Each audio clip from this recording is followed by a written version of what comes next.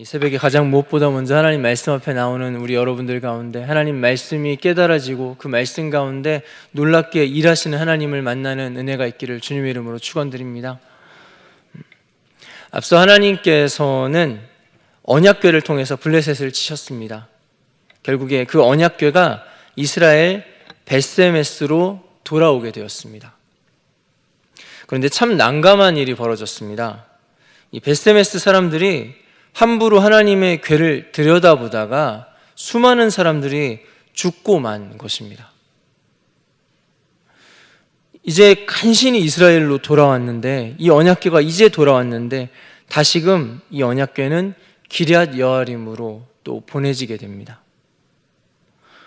어찌하다 보니까 하나님의 언약궤가 축복이 아니라 죽음을 부르는 그런 무서운 존재로 여겨지게 되었습니다.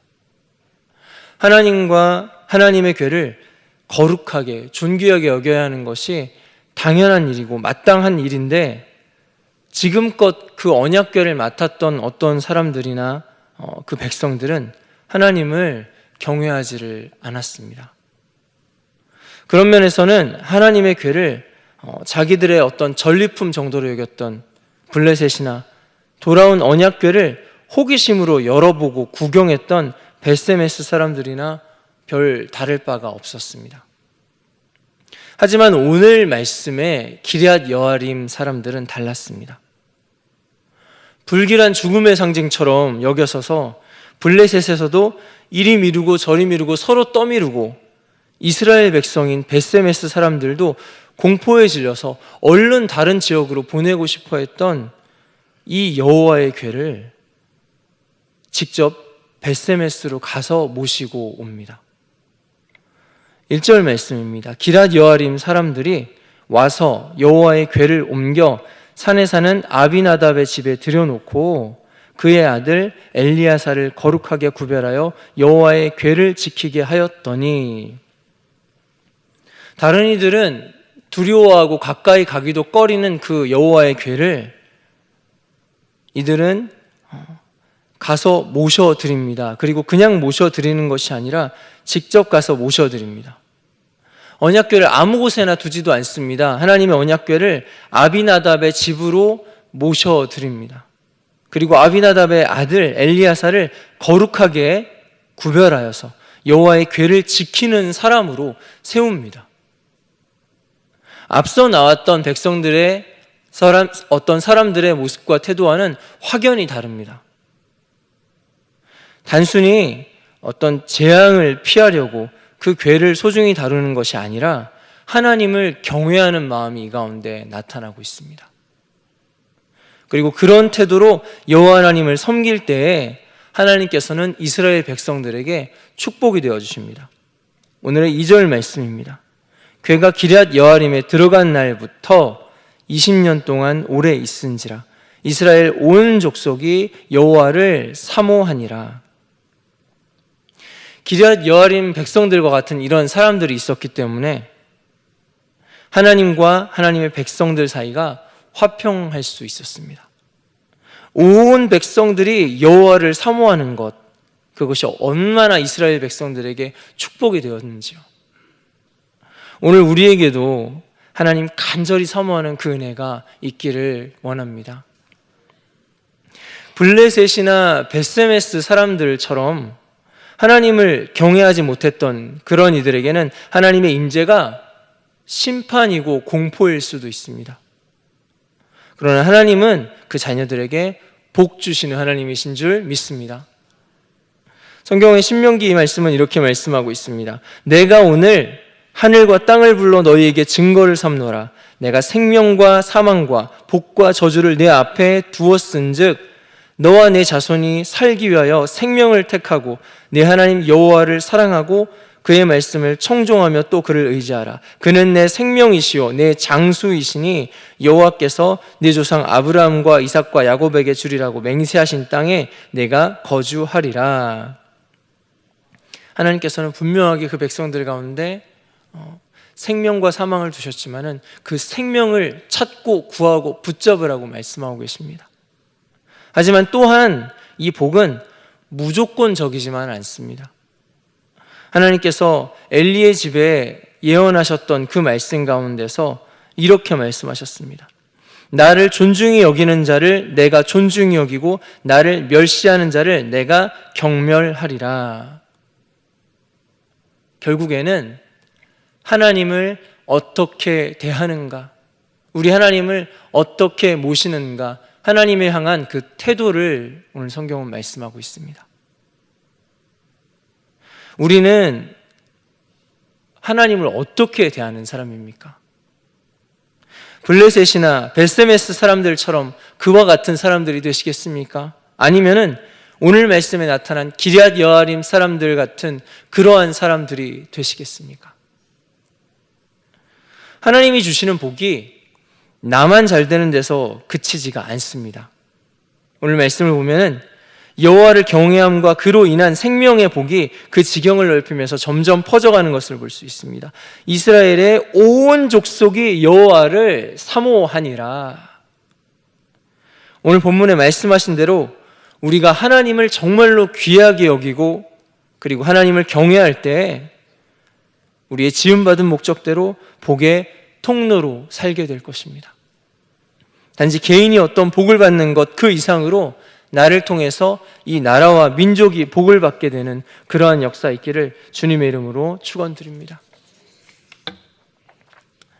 사무엘은 성경의 사무엘상과 사무엘하에 걸쳐서 활동했을 만큼 굉장히 오랜 시간 하나님 앞에 귀하게 쓰임받은 하나님의 사람입니다.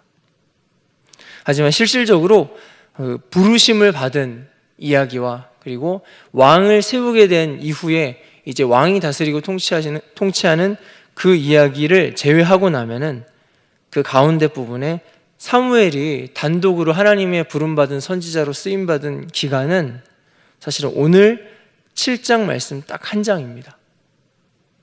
그만큼 오늘 말씀은 이 사무엘의 사역의 하이라이트라고 부를 수 있는 그런 장면입니다. 오늘 사무엘은 이스라엘 백성들에게 이방의 신들과 아스타롯을 완전히 떠날 것을 단호하게 명령하고 있습니다. 그리고 미스바에서 함께 모여서 결단과 회개의 시간을 선포합니다. 블레셋은 어땠을까요? 하나님의 그 언약궤가 블레셋을 떠난 이후에 이스라엘의 신 여호와를 두려워했던 이 블레셋은 아마 이전처럼 이스라엘 백성들을 함부로 대하지는 못했을 것입니다.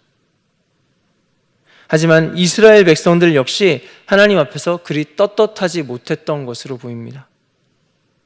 3절 말씀에 이렇게 말씀하고 있습니다. 사무엘이 이스라엘 온 족속에게 말하여 이르되 만일 너희가 전심으로 여호와께 돌아오려거든 이방신들과 아스타롯을 너희 중에서 제거하고 너희 마음을 여호와께로 향하여 그 만을 섬기라. 그리하면 너희를 블레셋 사람의 손에서 건져내시리라. 지난 20년 동안 이스라엘 온 족속이 여호와를 사모하였다고 하지만은 오늘 사무엘의 선포를 볼 때 하나님을 사모하는 중에서도 그 가운데서도 이스라엘을 물들이고 있는 모든 우상들로부터 이스라엘은 아주 떠나지 못했던 것을 우리가 알 수 있습니다. 그렇게 우상으로부터 아주 떠나지 못했기 때문에 그들이 블레셋으로부터도 온전히 자유하지 못했던 것을 오늘 말씀에서 지금 우리가 볼 수 있습니다. 하나님을 섬기기는 하는데 그야말로 미지근한 신앙의 모습입니다. 하나님도 섬기고 그렇다고 우상도 놓을 수는 없고 한 하나님의 백성들의 안타까운 모습을 오늘 말씀은 보여주고 있습니다. 한번 생각해 봅니다. 하나님만 섬기는 것이 그렇게 어려울까? 하나님만 바라보는 것이 그렇게 힘든 일일까? 생각해 보기도 합니다. 그런데 사실 오늘 교회에 다니고 신앙생활을 하는 우리의 모습도 크게 다르지는 못한 것 같습니다. 그런 결단이 꼭 흔들리게 되는 영역들이 우리 삶에 있습니다. 대표적으로 물질의 문제, 돈의 문제에서 그렇습니다. 우리는 돈을 버는 과정 그리고 돈을 쓰는 과정에서 온전히 하나님의 뜻을 구하지 못할 때가 많습니다. 우리가 돈을 벌 때, 어떤 사업을 할 때 그런 돈을 쓸 때에 우리들은 하나님의 뜻, 하나님의 원리를 구할 때보다 사실은 세상의 원리나 세상의 방식을 구할 때가 많습니다. 사업을 하는데 어떻게 그렇게 할 수 있겠느냐고, 사람이 돈 문제를 가지고 어떻게 그렇게 성경에 나온 대로 그렇게 따박따박 잘 할 수 있겠냐고.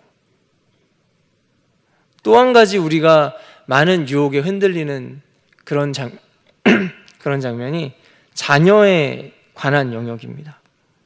내 자녀의 진로, 내 자녀의 앞길을 걱정할 때 우리는 주로 이 자녀가 하나님 앞에서 잘 살 수 있는가 없는가를 최우선에 놓고 고민하기보다는 이 자녀가 좋은 직장에 갈 수 있을 것인가.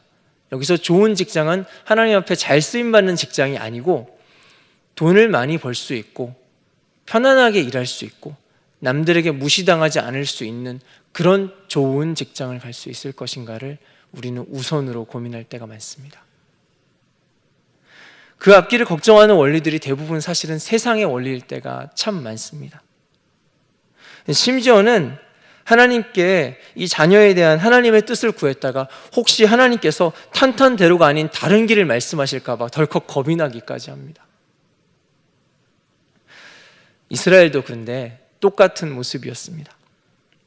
이스라엘 백성들을 지금껏 인도하신 하나님을 그들이 저버릴 수는 없었지만은 밭의 소산이 풍성하기 위해서는 이 우상에게 가서 구하고 자녀의 다산의 복을 구하기 위해서는 저 우상에게 가서 구하고 있습니다. 내가 서비스 받고 싶은 무언가가 생길 때마다 거기에 가서 구하고 거기에 가서 구하는 신들이 달라지는 모양새가 됩니다. 하지만 성경 말씀은 우리에게 분명하게 말씀하고 있습니다.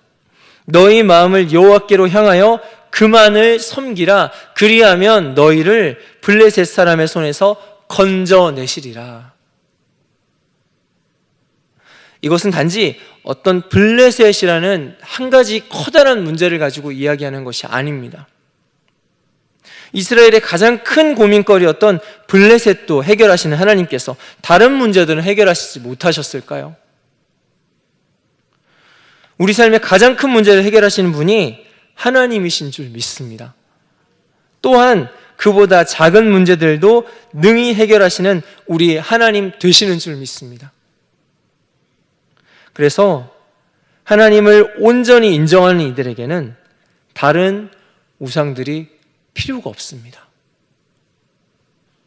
우리 삶의 모든 영역에서 하나님을 온전히 인정하는 저와 여러분들 되시기를 주님의 이름으로 축원드립니다. 늘 이런 유혹에, 늘 저런 유혹에 흔들리는 그런 이스라엘 백성들이었지만은 이제 다시 한번 하나님의 부르심 앞에서 결단하면서 모입니다. 주 앞에 회개하며 나아갑니다. 미스바에 모인 이 백성들이 하나님 앞에 종일토록 금식하면서 자신들의 죄를 인정하고 그리고 하나님 앞에 회개 제사를 드립니다. 6절에 이렇게 말씀하고 있습니다. 그들이 미스바에 모여 물을 길어 여호와 앞에 붓고 그날 종일 금식하고 거기에서 이르되 우리가 여호와께 범죄하였나이다 하니라. 사무엘이 미스바에서 이스라엘 자손을 다스리니라. 그런데 하필 이때에 블레셋이 소식을 듣고 이스라엘을 치러 올라옵니다. 예전과 똑같은 블레셋 군대의 공격이었지만은 이스라엘과 하나님과의 관계에 따라서 완전히 다른 모양이 됩니다.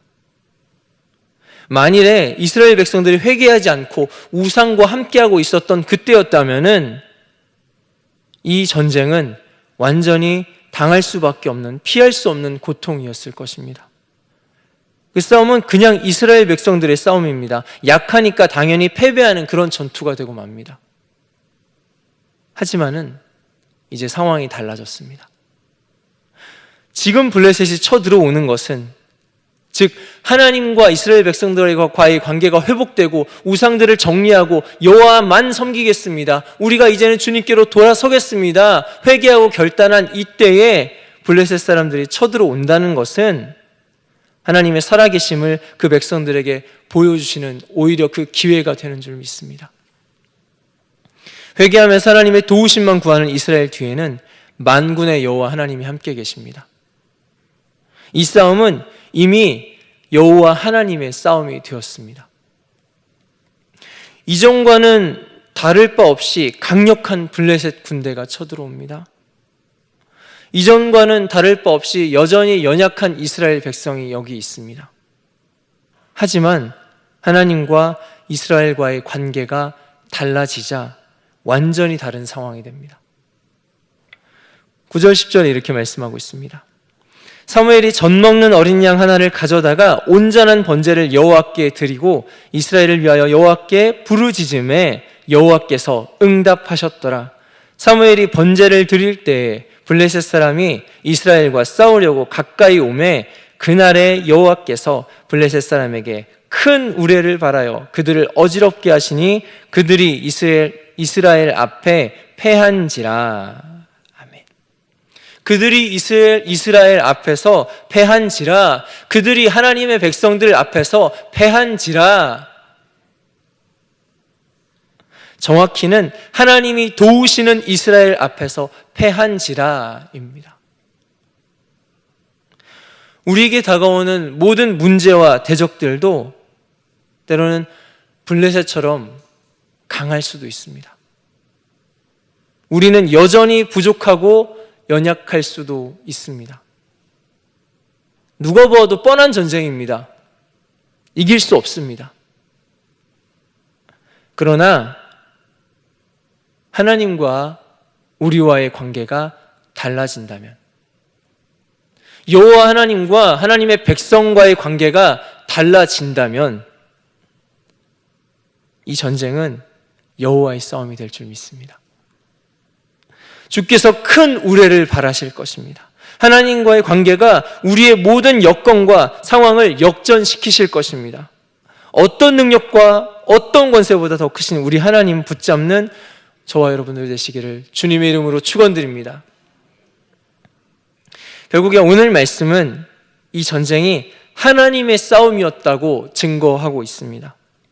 12절의 말씀입니다. 사무엘이 돌을 취하여 미스바와 센 사이에 세워 이르되 여호와께서 여기까지 우리를 도우셨다 하고 그 이름을 에벤에셀이라 하니라. 에벤에셀, 여호와께서 여기까지 우리를 도우셨다. 분명히 하나님이 하셨다는 것입니다. 여기까지 도우셨다고 말씀합니다. 즉 하나님이 가게 하시는 거기까지만 갔다는 겁니다. 명확하게 이 싸움이 하나님이 이끄신 그 싸움이었다는 것입니다. 그리고 이 승리가 그저 단순히 한 번의 승리로 끝나지도 않습니다. 13, 14절 이렇게 말씀합니다. 이에 블레셋 사람들이 굴복하여 다시는 이스라엘 지역 안에 들어오지 못하였으며 여호와의 손이 사무엘이 사는 날 동안에 블레셋 사람을 막으심에 블레셋 사람들이 이스라엘에게서 빼앗았던 성읍이 에그론부터 가드까지 이스라엘에게 회복되니 이스라엘이 그 사방 지역을 블레셋 사람들의 손에서 도로 찾았고 또 이스라엘과 아모리 사람 사이에 평화가 있었더라.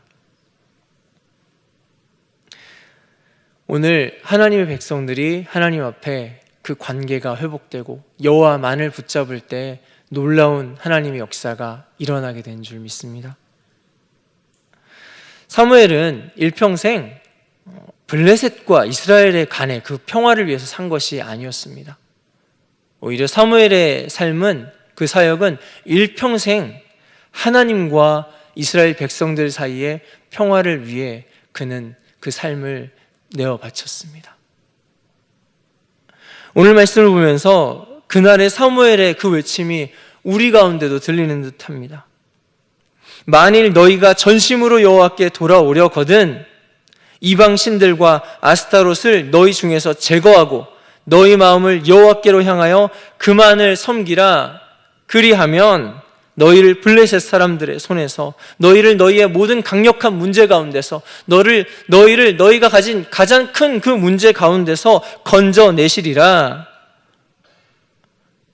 오늘 말씀은 구약 성경에 나왔던 그 예전에 있었던 그런 어떤 한 사건이 아닙니다.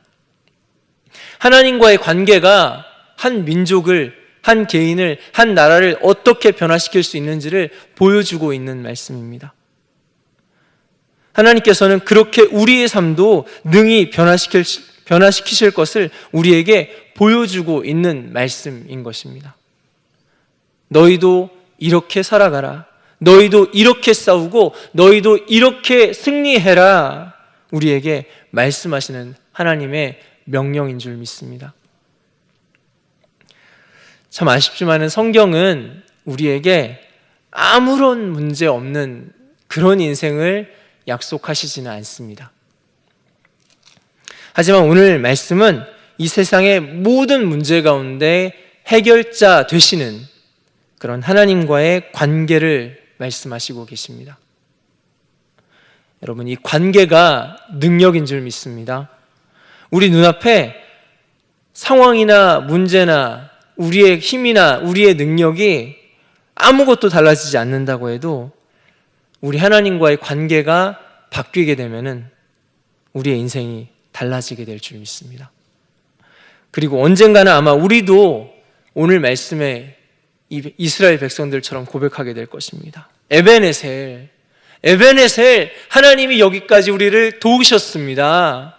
이 싸움의 주인공이 하나님이셨습니다. 이 싸움을 하나님이 싸워주셨습니다. 할렐루야, 주님이 승리하셨습니다.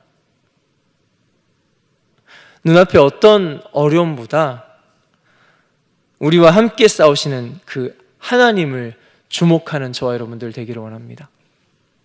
그 어떤 문제보다 더 크신 우리 하나님과 가장 친밀한 그 은혜가, 어떤 우상들도 거기 끼어들 수 없는 그런 은혜가 저와 여러분들 가운데 가득하시기를 주님의 이름으로 축원드립니다. 이 시간 함께 주님께 기도하겠습니다. 주님 주신 말씀 붙잡고 기도하실 때 하나님, 우리가 우리의 상황과 환경을 바라볼 때 우리를 붙들고 있는 커다란 문제들, 거대한 어려움들이 하나님 우리 눈앞에 보일 수도 모르겠습니다. 그러나 하나님, 우리가 그것을 바라보는 것이 아니라 그 문제 해결하려고 엉뚱한 우상에게 찾아가고 엉뚱한 우상 붙드는 것이 아니라 이 모든 문제를 우리 대신해서 싸워주시는 만군의 주 여호와 하나님 붙잡게 하여 주시옵소서. 어떠한 다른 우상들이 감히 우리 가운데 유혹하지 못하고 끼어들지 못하도록 오직 여호와 하나님만 바라보는 믿음 우리 가운데 더하여 주시옵소서. 함께 기도하시고, 또한 우리 이 나라와 민족을 위해서 중보하시고 우리 교회 공동체를 위해 기도하시고 각자의 기도 제목을 가지고 우리가 이렇게 주님 앞에 주여 몸으로 짓고 간절히 기도하도록 하겠습니다. 함께 기도하겠습니다.